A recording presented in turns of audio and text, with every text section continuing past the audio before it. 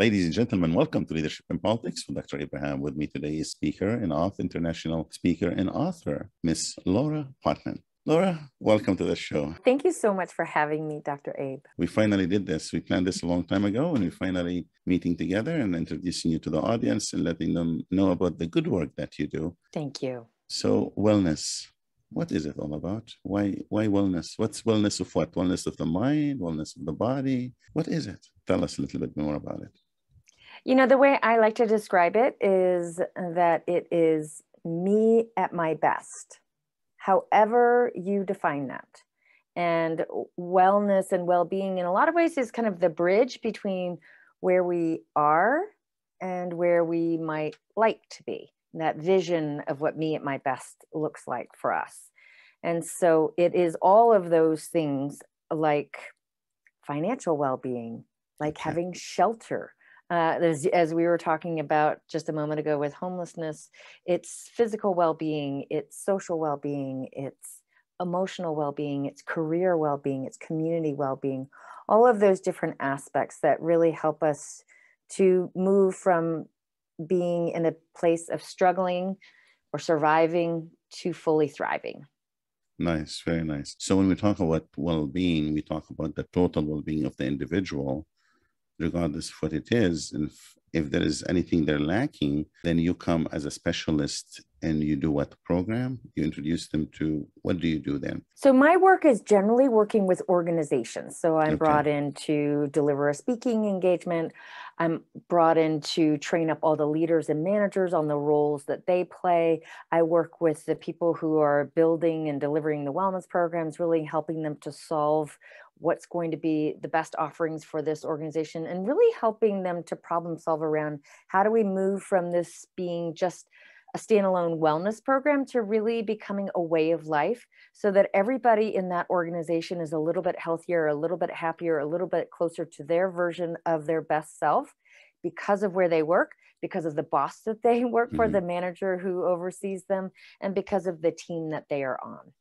How is self-compassion in this? Where does it play?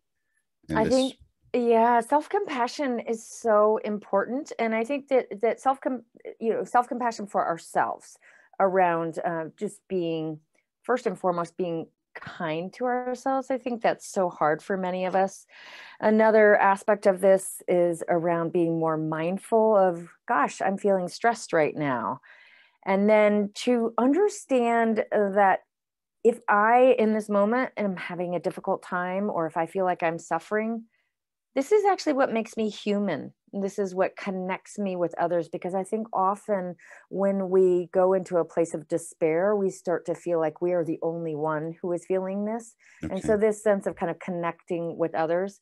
But I would say, you know, there's the self-compassion piece, but another big piece is really around how do organizations and how do teams, especially with the manager leading the way, awaken compassion across the team and across the organization. That takes mindfulness. That takes self-awareness.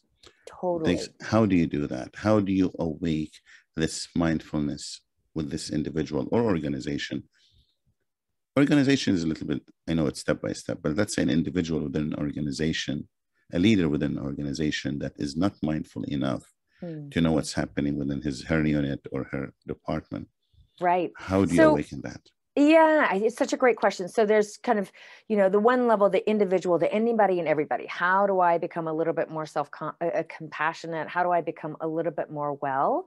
And certainly there are looking at those things that help any of us to bridge the gap between where we are and where we might like to be. So it's the things like how might I make healthier choices? How might I move a little bit more? How might I connect with people a little bit more? How might I think about what my strengths are in the work that I do so that I can utilize those strengths more every day? But in my view, what I've seen as a real blind spot in our industry of wellness is that we've actually pointed the fingers too much at the individual, and we've been issuing too many tips that are directed to the individual based on a narrative around personal responsibility and individual habit formation.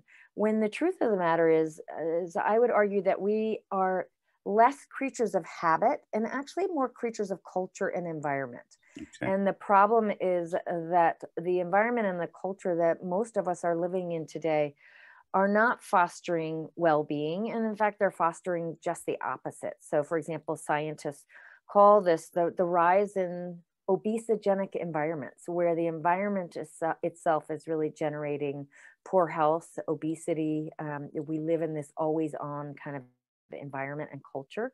So the real key becomes, how do organizations start to create a new norm so that they become a sanctuary of well-being? And so in order for these organizations to become that, so that every employee who is part of that organization, they're healthier and happier because they're part of that. That involves leadership on the top level. So they're the ones who are really setting the tone, allocating resources, and also making structural changes across the organization. But perhaps even more important is every manager, because every team member is really looking to their manager to lead the way. And so every manager, what they can be thinking about doing is to what I call do, speak, and create. So lead by example, start talking about well-being within the context of the team, and then start to create some team-based rituals that help to enhance the well-being of their team members. So what I gathered, which is really leading to my next question here, you're not talking about health only. When we talk about wellness, generally the term connotation that comes with it and connected with it is health. We're talking about health. Health is part of your program. But what you're talking about, if I gather that right, you're talking about the stress level within units. You're talking about anxiety and how to remove those from the organization's settings. So exactly. I mean, health is a much, much bigger picture. Yes. But we also know with the research around social determinants of health that those factors that really influence our health are things like level of education, are things like housing, are things like access to public transportation, are things like feeling seen and feeling a sense of belonging and having autonomy and flexibility. So there's a lot of different dimensions, and these are all interconnected. So we really can't just address one in isolation. So for example, if someone wants to lose weight, we know there's a lot of complicating factors that go into that beyond just it seems on the surface very simple. Oh, all you need to do is just eat healthier foods and you need to exercise more, but we know that there's a lot more that goes into it. So for example, the person might be feeling really stressed, they might be feeling depressed, they might not have access to be able to to the financial resources or the time to be able to really engage in those seemingly simple practices. So you tap really on the primary motivator for these individuals and leaders to actually behave and act differently. I really am taking a look at this conundrum, which is everybody knows what to do when it comes to improving their health and well-being. I mean, you would be hard pressed to find anybody who doesn't know that it's a good idea to get more exercise or eat healthier foods or not smoke. And just those three simple things, less than 3% of Americans do those three simple things, as much as everybody knows it. So my focus has really been on looking at why there's such a disconnect between what people know they should do and what they actually do, and really starting to tackle it from a cultural and environmental kind of perspective, an outside-in perspective, which is how do we start to optimize the environment and the culture so that it's just a lot more easy and a lot more normal for everybody to begin engaging with their health and well-being. Very nicely said. You are an author, international speaker, wellness activator. What else do you do? Well, my company is called Motion Infusion, and our mission is to get individuals, teams, and organizations in motion. And I put that in quotes, both literally as in please don't have a seat, but also figuratively as in making change. So really getting at that knowing and doing gap. And again, the way that we have gone about this is to leverage every workplace to create this alternative kind of reality in which everyone who works there is a little bit healthier, a little bit happier because of where they work. And in particular, really working with organizations on a team-by-team basis. So activating those managers to become multipliers of well-being for their team. So you train the managers first? Yeah. Not all, there's really four key groups that I work with. One are the senior leaders. So often I'll work with them first and just say, hey, you guys are the trendsetters here. You're the ones who are setting the tone across the organization. So it's really important that you put out a lot of positive messaging and that you provide resources toward this initiative. Then working with those managers and saying, hey, you all are the key permission givers.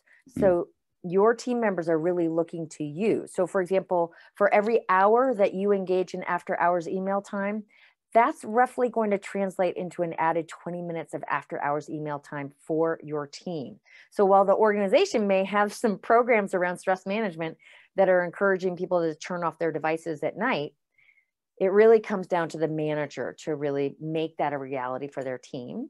Then the third group that I work with are the boots on the ground, kind of HR benefits, wellness program coordinators, the ones who are really trying to make it all happen. And we know that that so often those people are overstretched, under-resourced. So you might have a company with 15,000 employees with maybe one wellness program manager. Yeah. And then the other group is just, anybody and everybody who's just trying to make their way in becoming a little healthier and happier. So this is the trend now. There are departments and units that deal with wellness. I've seen it with happiness. Happiness ministry and happiness. So is that the same line of thinking toward that? Yep. There are a lot of organizations now who will have a dedicated staff who are focused on building programs to promote health and well-being. And then they often bring in employees as so-called wellness champions to create these networks of these wellness champions. Well, so what's so interesting to me is all of that sounds really good. And the problem is that often these wellness program managers are disempowered. They're not given a lot of resources. They're not given a lot of time. They maybe can, have these lunch and learns that nobody goes to, or these programs, these information pamphlets that go out, these platforms. And maybe people are engaging with them in the sense that they fill out a health risk assessment. But those people in those roles don't really have the power to, for example, really get all of the managers and leaders on board to make sure that they're really bringing it to their teams. And so that's where it's so important that it go beyond just these wellness program managers, and it goes beyond those wellness champions, because frankly, often the people who are the ones who tap to be those wellness champions are the ones who don't hold a lot of influence in the organization. Influence, you mentioned influence, mentioned empowerment. The leadership delegated authority to these individuals, and they said, okay, this is the program we want you to work with. Is the disconnect the reason for it? Because they don't have enough power to actually, the resources? Exactly. I mean, I think, what I typically see is that somebody in the senior leadership team will say, hey, let's do this wellness thing. So we'll go hire a wellness program manager, usually somebody who's pretty young. They bring them in and they say, okay, we want you to start this wellness program. And it goes from the top straight down to the bottom. And we miss all the people in the middle, which are those key managers. So there might be, that's all this messaging from the bottom issued out to employees like, hey, you guys need to have a healthy lunch. Well, what if your manager doesn't allow you to have more than 10 minutes for lunchtime? Exactly. Are you really going to be able to eat a healthy salad, for example? These are the kinds of disconnects that I'm really trying to address, and really trying to awaken managers to the key role that they play, and even awakening them to some statistics around, did you know that not only are you the one who is the key determinant as to whether or not people stay or go? We all know that people don't leave their job, they leave their boss by and large. Bosses, yeah. But also that when it comes to the health of my heart, my boss matters more than my doctor does. And there's some frightening research that came out of Karolinska Institute in Sweden, finding that if you have a negative boss, your risk of having a heart attack today and 10 years out goes up. And so when we hear people joking Absolutely. about how their boss is killing them, they actually kind of mean it. And so every manager really has a choice to make, which is, am I going to be a gatekeeper, literally getting in the way of my team members' engagement with their well-being, or am I going to step into my role as an agent of change and become a multiplier of well-being for my team? You know, sometimes it's a smile from the manager or the leader to the employees that will be more sufficient than feeding you 0 calorie this or that, or saying So thank you. true. You know, I often advise managers to appreciate their people, not just for what they do, but for who they are as human beings. And I think that that really goes a long way. And, the senior VP of HR at Schindler Elevator Corporation, we did some work with them. As he described it, when he talks with the managers that he oversees, he says to them, who is that person on your team who is feeling left out? You know who they are. Next time you see your team, and specifically when you see that person, go to that person, make the extra effort. So when we think about well-being and mental health, exactly, it's really about, it's not just about expertise, it's about making the added effort so that everyone feels a sense of belonging and not just so you train them to be skillful in human relationship too. It really does come down to I mean, your job is just remarkable. You know, I mean, the way that I characterize it now is that we kind of move from wellness to well-being, which is these, you know, looking at it from a multidimensional perspective, to really human being, going deep and tapping into what matters most to not just some of us, but to all of us. We all want to feel a sense of belonging. We all want to feel like we matter.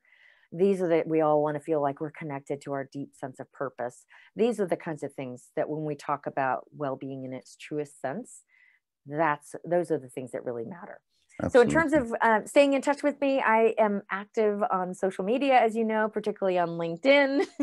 You can go to the Motion Infusion website, and my email is laura@motioninfusion.com. That's lovely. That's very nice. I would normally say, okay, nice meeting you and stuff. But just to recap, because I like what I'm hearing, stress, anxiety cause hardship for the individual, and with time, probably depression, and they wouldn't be performing as well. And they bring it from the work environment to home. So it becomes an issue not only at work where they can't perform anymore and the environment will be toxic, but actually they bring that home as well. And with time, their health will be affected, either mental health or physical health. Absolutely. Program like what you do really is you're elevating the level of wellness to these individuals to a point where they say stress no more and anxiety no more. You know, what I often tell leaders and managers is that well-being is not only good for people, and frankly, as you bring up, for their families. Yes. If somebody is feeling stressed at work, they're going to take it out on their family members. But it's also good for the bottom line. You give me any metric that matters to your organization, and whether it's profitability, productivity, absenteeism, healthcare costs, anything that matters to your innovation, teamwork, and I will show you how it connects to well-being. And then finally, well-being is essential for building a high-performing team. I often ask managers to consider, do you have the energy that you need to be a high-performing leader? And do your team members have the energy that they need to be a high-performing team? So you also have a book on the subject. What is the name of the book? So my book is called Workplace Wellness That Works. Where can people find it? Is it on Amazon? It's on Amazon. It's on any major point of distribution. And it's such a pleasure to be here with you. And I always get so excited to talk with other people who are really trying to make an effort to change our health and well-being. And I think what's so important for all of us to remember is that none of us can do this alone, and that the only way forward is together. Thank you so much for coming. Thank you so much, Dr.